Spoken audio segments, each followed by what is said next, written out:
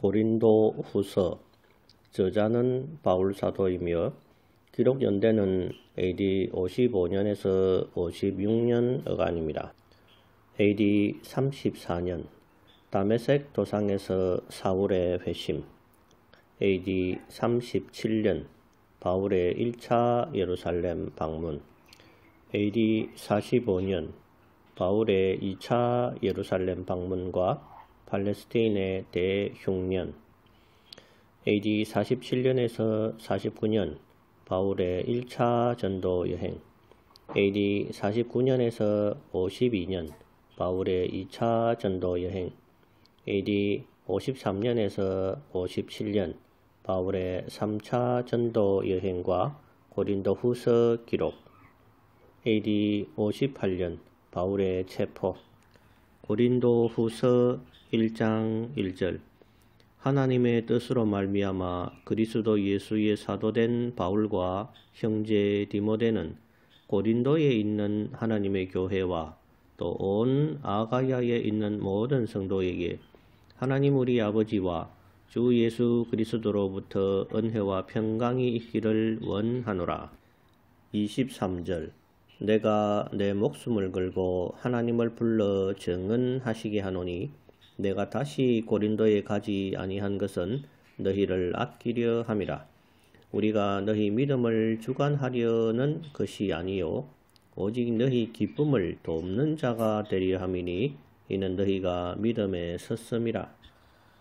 사도 바울의 선교로 탄생한 고린도 교인들이 바울을 사도로 인정하지 않는 분위기가 있었습니다.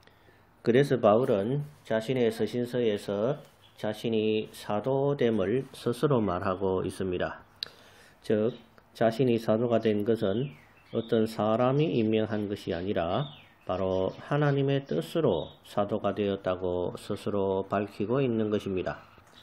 바울의 입장에서 어찌 보면 모욕스럽고 수치스러운 말일 수가 있습니다.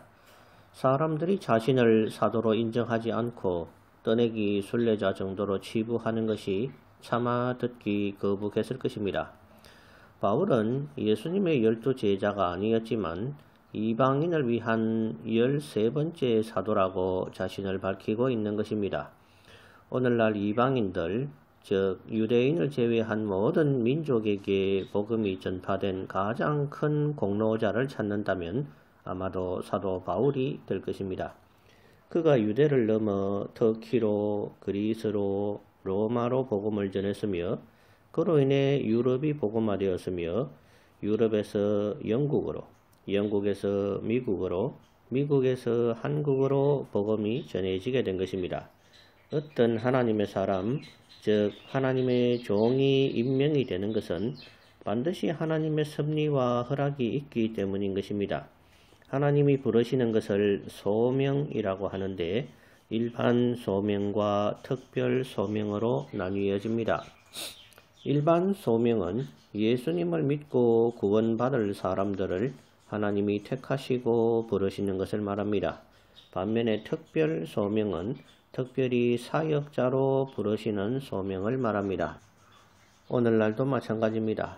어떤 참 하나님의 종이 부름을 받았다면 그것은 하나님의 뜻이 들어있는 것입니다. 그런데 보통은 사람들의 인정을 받지 못하는 경우도 많이 있는 것입니다.